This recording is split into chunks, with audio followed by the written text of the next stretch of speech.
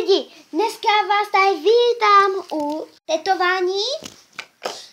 Čau. A to je moje kamarádka. Rozhodl jsem nám udělat tetovačku někam.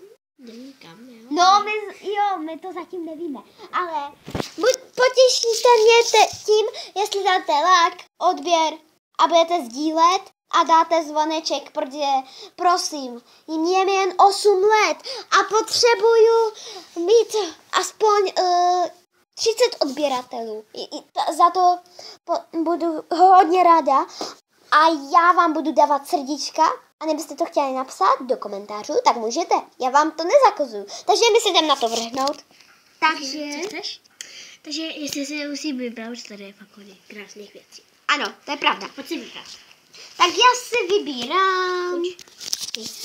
Kamarádka to bude držet. Taky Rozárka si jde vybrat. Tady máme nějaké věci. Tohle.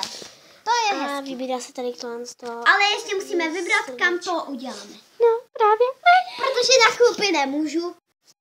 Jo a nedivte se, že mám chlupy, ani se tomu nesmějte. Já vím, že holky normálně nemají chlupy, ale já nevím, proč mi rostou. Zrovna mě. Jestli nemáte chlupy, tak to napište do komentářů, a i když je máte. A může to být...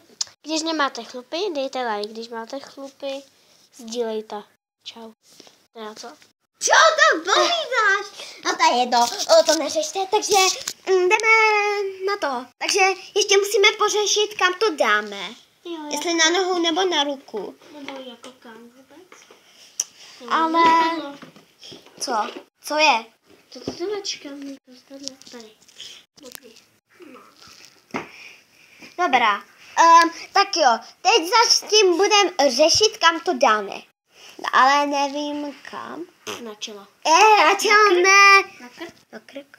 Ale počkej, to jde i tady někde? Na záda? Okay. Ok, na záda, ale to nebudete vidět. Tak otočíme, ne? A to nejde tady. Takže budeme mít druhý pár, tak čau.